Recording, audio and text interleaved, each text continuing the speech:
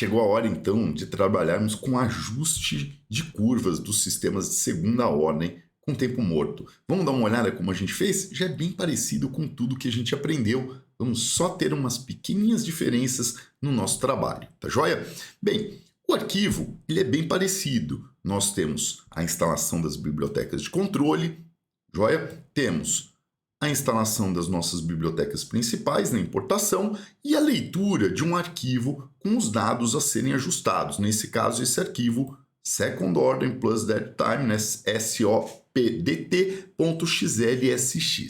ok? Esse arquivo, ele precisa ser, né? A gente precisa fazer o upload, subir ele no nosso Google Colab, já vimos como fazer, e ele está ali, ó, naquele cantinho, né, no Second Order Plus Dead Time, já importado aqui dentro do nosso Google Colab. Se vocês tiverem um arquivo com outro nome, não há problema algum, pode importar ele aqui e simplesmente alterar o nome nesta linha aqui, alterando o comando, né, pandas read Excel. Perfeito?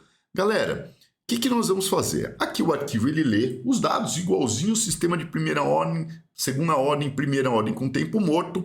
O único ponto diferente que a gente tem é na função def, que nós vamos fazer a otimização, nós lemos então agora 4 parâmetros. Então o vetor x tem 4 parâmetros. O primeiro vai representar aqui o ganho.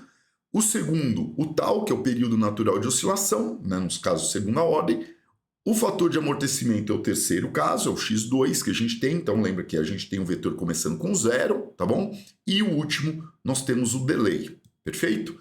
Criamos, então, a função de segunda ordem, da mesma maneira que a gente trabalhou no sistema de segunda ordem, e trabalhamos com aproximação de Padé de ordem 2 e numerador de ordem 0, tá joia? Então, denominador de ordem 2, numerador de ordem 0 e criamos o sistema de segunda ordem com tempo morto.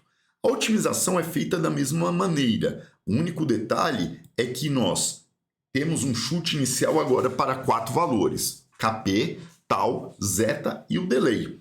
E também, como é um caso já de uma otimização um pouquinho mais complexa, temos que tomar cuidado, porque o valor em otimizações simples, sem você estar limitando os valores, podem gerar os delays com valores menores do que 0, que acarretariam em erros na hora de simular, né, onde você fazer a aproximação de Padé com tempo negativo, não vai existir, tá joia? Portanto, esta minha linha, ela determina os limites para o KP, o tal, o zeta e o delay. E colocamos o limite de 0 até o none que a gente põe, até infinito, até qualquer valor, tá joia? Então a gente não precisa definir infinito, a gente simplesmente põe none. Legal? Se vocês tiverem KP negativo, coloque então no lugar do primeiro 0 aqui também, então, o valor none também, e aí eu vou ter limites desde o infinito negativo ao infinito positivo, quer dizer, sem limites para o KP. O tal não tem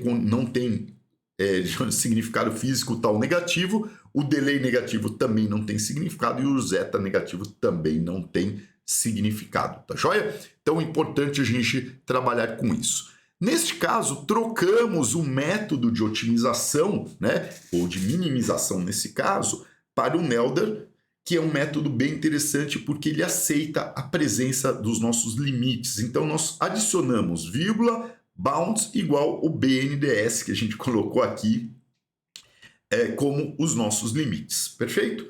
Feito isso, o sistema vai fazer a otimização e já vai me dar como retorno os valores otimizados. E aqui nós temos nessa linha os valores já rodados, né, do KP, do tal, do zeta e do delay. E nesse caso nós utilizamos como função de entrada aquela mesma função que nós geramos, né, anteriormente nos sistemas de segunda ordem com tempo morto, só para a gente verificar que os valores não são iguais. Então relembrem, voltem na aula, vão ver que lá a gente colocou o KP igual a 2, o tal igual a 150, então deu 149,99, tá bom?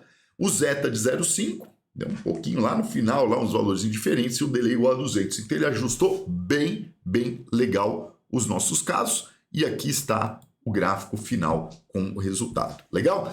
Lembrando, pessoal, que, é claro, a gente está usando como teste os valores gerados através de uma função que a gente programou, né? Bonitinho. Mas vocês podem usar dados reais de planta para fazer isso. Isso que é muito interessante. Tá joia? Então espero que vocês estejam curtindo. Nos vemos aí na nossa próxima aula. Valeu, pessoal.